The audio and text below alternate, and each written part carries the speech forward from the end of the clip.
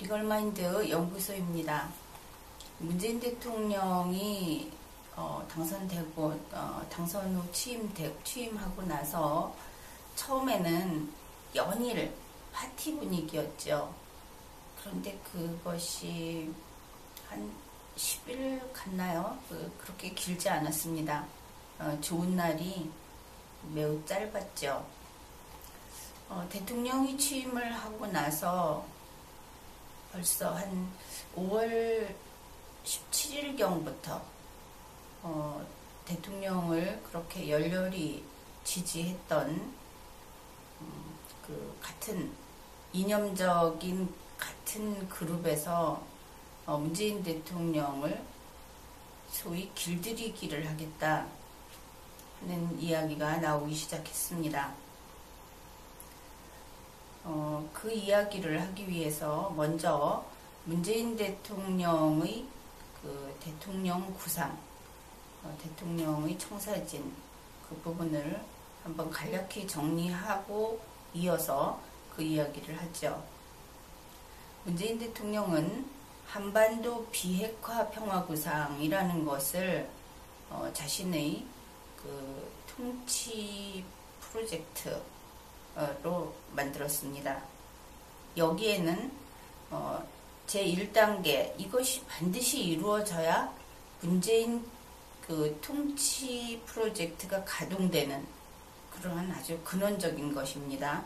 그 1단계가 국방력의 압도적 우위 확보입니다.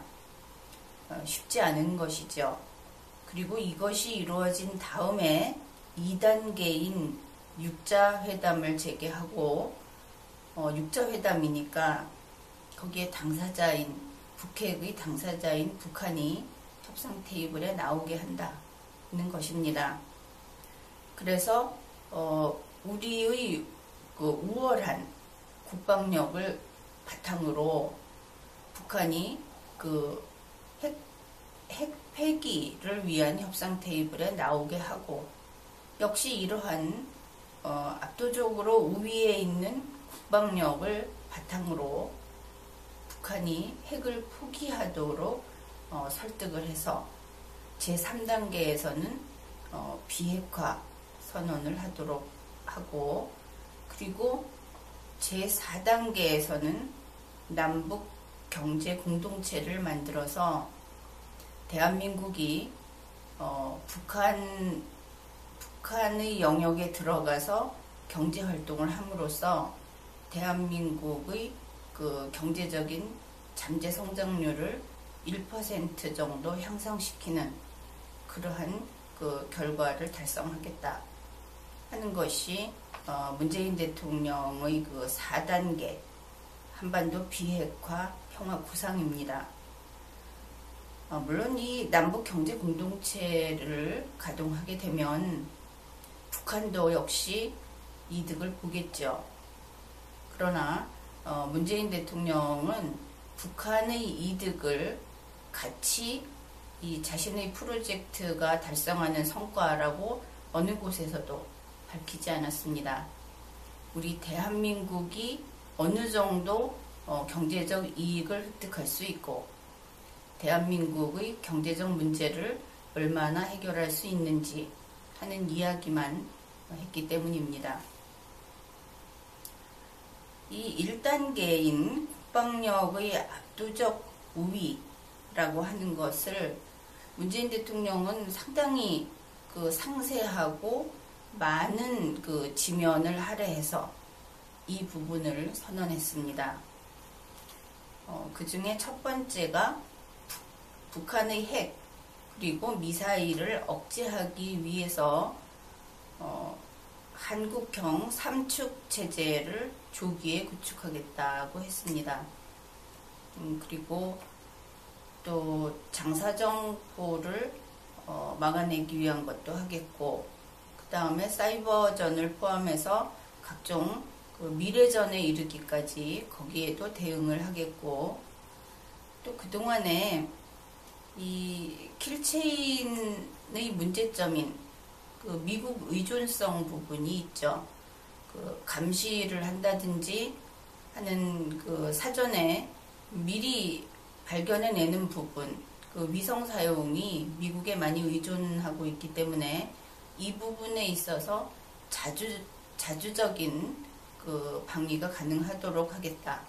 이런 것들을 모두 문재인 대통령은 그 한반도 비핵화 평화 구상에서 밝혔습니다.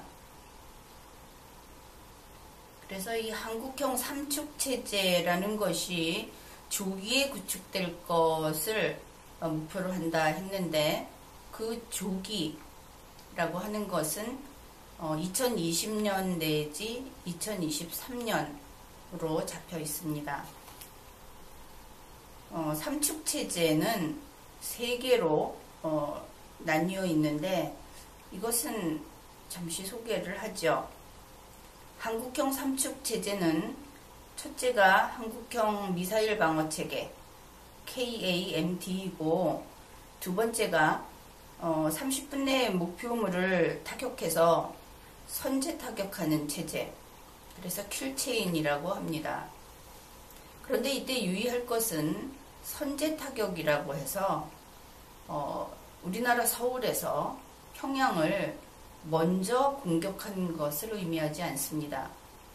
용어는 선제 타격이지만 사실은 적이 우리를 향해서 미사일을 발사했을 때 그 미사일이 우리 영토 내에 떨어지기 전에 먼저 이쪽에서 그 미사일을 격추시키는 그것을 선제 타격이라고 표현한 것입니다.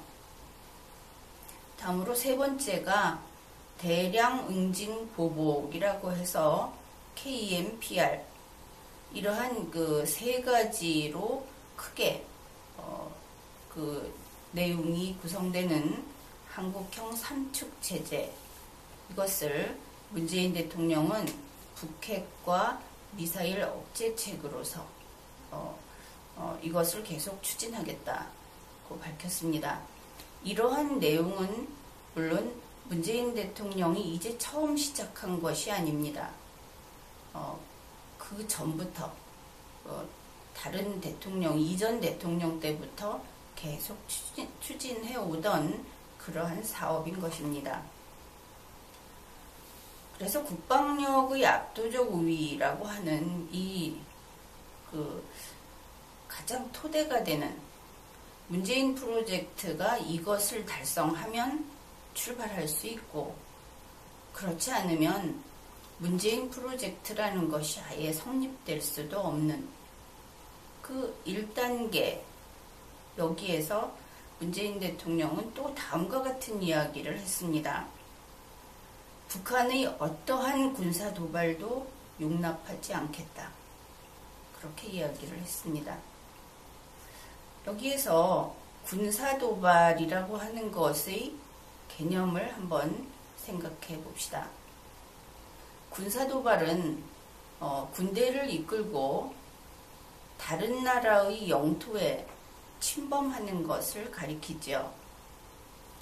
그러나 현대적 의미에서 군사 도발은 당연히 자기의 영역 안에서, 북한은 우리가 국가로 인정하지 않기 때문에 북측, 그러니까 한반도에서 북위 38.5도 이북 지역을 북한의 영토라고 이야기하지 않습니다.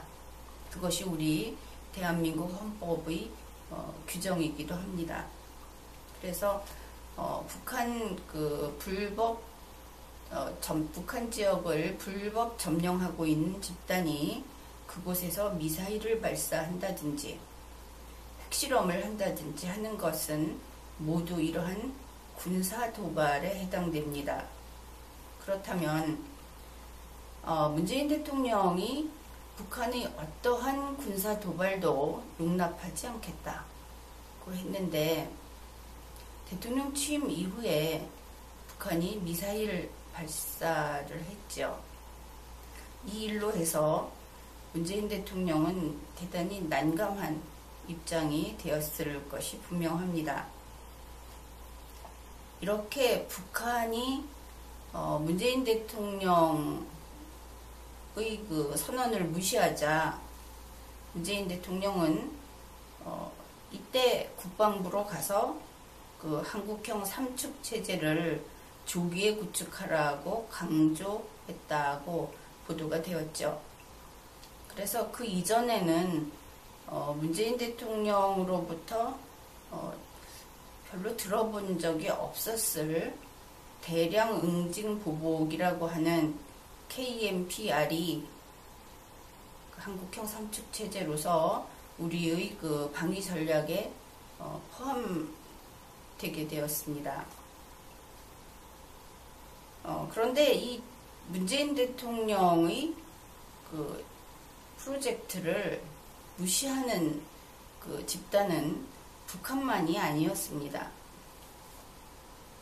소위 그 레프트 정치권이라고 하는, 그러니까 그 우리가 보통 얘기할 때 그 진보라고도 하고 좌파라고도 하는 그쪽에서는 레프트 정치권이라고 하면 두루 그들을 가리키는 그 명칭이 되고 있습니다. 이 레프트 정치권에는 또 그들의 용어로 시민사회라는 것이 포함이 됩니다. 시민사회는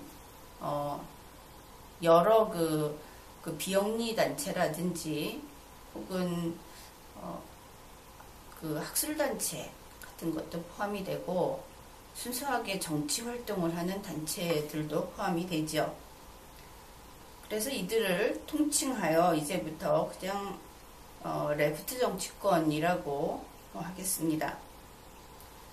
이 레프트 정치권은 문재인 대통령의 이러한 프로젝트를 오해하고 있는 것인지 아니면 반대하고 있는 것인지 문재인 대통령하고는 상당히 다른 입장을 표명하였습니다. 그러니까 현재 문재인 프로젝트라고 하는 것을 일각에서는 노무현 2기다 이렇게 이야기를 하죠. 그러나 분명한 것은 제19대 대통령은 문재인 씨이고 따라서 현 집행정부가 추진하고 있는 프로젝트는 노무현 프로젝트가 아니라 문재인 프로젝트인 것이 분명합니다. 그런데 레프트 정치권은 이렇게 이야기합니다. 이제 우리가 원하는 사람이 대통령이 되었다. 그러니 김대중 노무현 정책을 복원하고 그것을 이행하자. 이렇게 되면 문재인 프로젝트가 아니라 김대중 또는 노무현 프로젝트가 되겠죠. 이러한 주장은 문재인 대통령의 주장과 당연히 배치됩니다. 그러한 점에서 레프트 정치권은 그들의 그 풀이와 그들의 주장이 틀렸다고 이야기할 수 있습니다. 문재인 대통령과 다르기 때문이죠. 문재인 대통령의 그 프로젝트 제1단계는 국방력의 압도적 우위입니다. 그런데 이 레프트 정치권은 역시 이번 정권은 우리와 이념이 같은 그러한 정권이고 그렇기 때문에 문재인 대통령의 정치는 안보 패러다임을 깨뜨리는 것이어야 한다. 이렇게 주장을 합니다. 여기에서 이야기하는 안보 패러다임, 그들이 깨뜨리고자 하는 것은 한미동맹, 군사 안보 정책, 그리고 군비 증강, 이러한 것들을 가리킵니다. 그러나 이것도 역시 문재인 프로젝트 제1단계와 정면으로 배치됩니다. 그래서 역시 여기에 대해서도 레프트 정치권이 틀렸다. 문재인 대통령과 그 뜻이 반대이다. 이렇게 이야기할 수 있습니다. 게다가 이들 레프트 정치권은 문재인 정부에 대해서 투쟁할 것을 공개적으로 선언했습니다. 그것이 대통령 취임한 지 불과 일주일 남짓 되었을 때의 일입니다. 그래서 이들은 이렇게 이야기합니다. 문재인 정부의 한반도 비핵화 평화 구상은 우리와 뜻이 다르다. 그렇기 때문에 투쟁하겠다. 여기까지 보았을 때 레프트 정치권은 아마도 문재인 프로젝트를 오해했다고 하기보다는 문재인 프로젝트에 반대하고 있다고 보는 것이 더 타당할 것 같습니다. 그러면 이 레프트 정치권은 어떤 그룹인가? 이 세력은 문재인 그룹에 분명히 속합니다. 그러니까 결국 문재인 그룹 속에는 문재인 대통령의 둥지만 있는 것은 아니지요.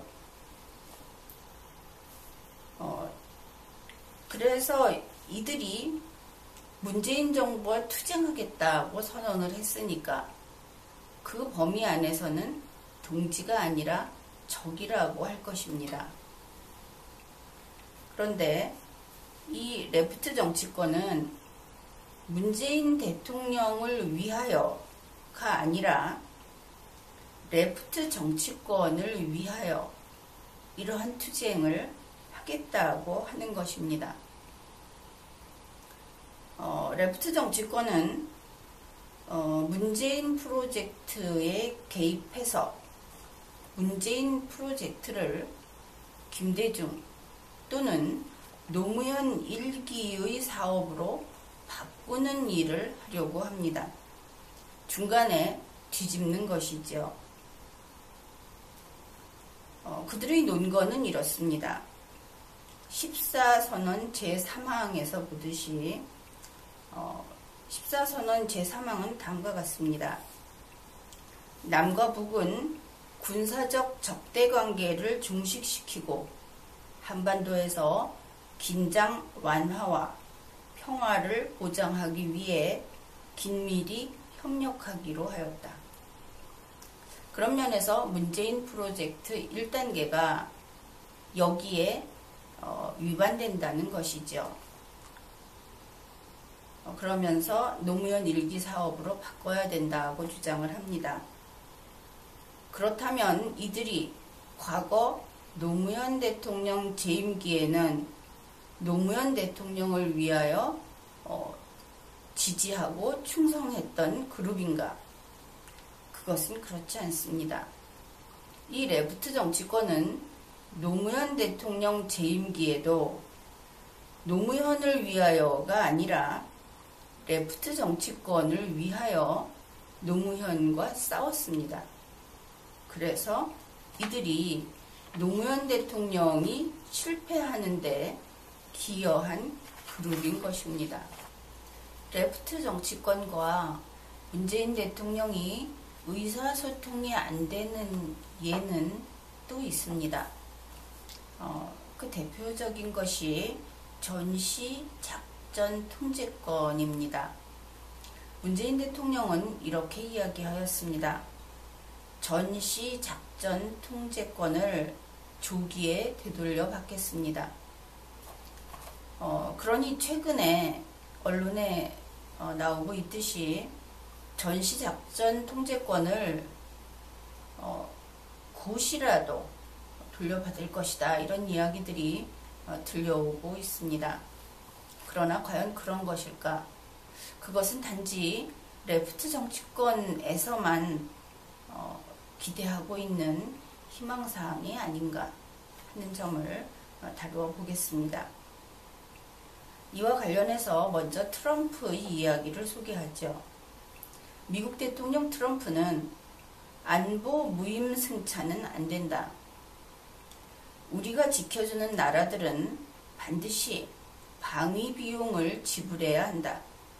그렇지 않은 동맹국에는 굳이 미군을 둘 필요가 없다. 이렇게 이야기를 하였습니다. 이러한 트럼프 대통령의 이야기, 물론 그 당선인 시절의 이야기이기는 하지만 이것은 우리나라에서 관심을 가지고 있는 전시 작전 통제권과 무관하지 않은 발언이지요. 이제 전시 작전 통제권을 환수하기로 한다면 미국의 트럼프 대통령과 대한민국의 문재인 대통령 가운데 누가 더 조기하자고 이야기할 것 같습니까? 현재 우리는 북한을 적으로 두고 있습니다. 북한이 과거의 북한이 아니죠. 지금의 북한은 미국과 일본을 위협하고 심지어 중국마저 우려를 하고 있을 정도로 그렇게 위험한 군사력, 그러한 수준의 군사력을 지니고 있는 집단입니다. 그런데 만일 전시작전 통제권을 그냥 환수해버리면 우리나라의 안보에 구멍이 뚫린다 하는 것은 일반론입니다. 그렇기 때문에 아마도 이 경우에 전시작전 통제권 환수 이야기가 나오면 더 조기에 오케이 할 사람은 트럼프일 것입니다. 그런 면에서 문재인 대통령은 자신의 프로젝트 1단계, 이 국방력의 압도적 우위 달성이라는 것이 더욱 절실한 것이죠. 문재인 대통령으로서는 국방력의 압도적 우위를 달성하느냐 못하느냐 하는 것이 바로 전시작전 통제권 환수가 여기에 구속됩니다. 그래서 자유롭게 당장이라도 돌려받겠다, 이렇게 할 수 없는 입장인 것이죠. 그런데 레프트 정치권은 그냥 돌려받으라고 하죠.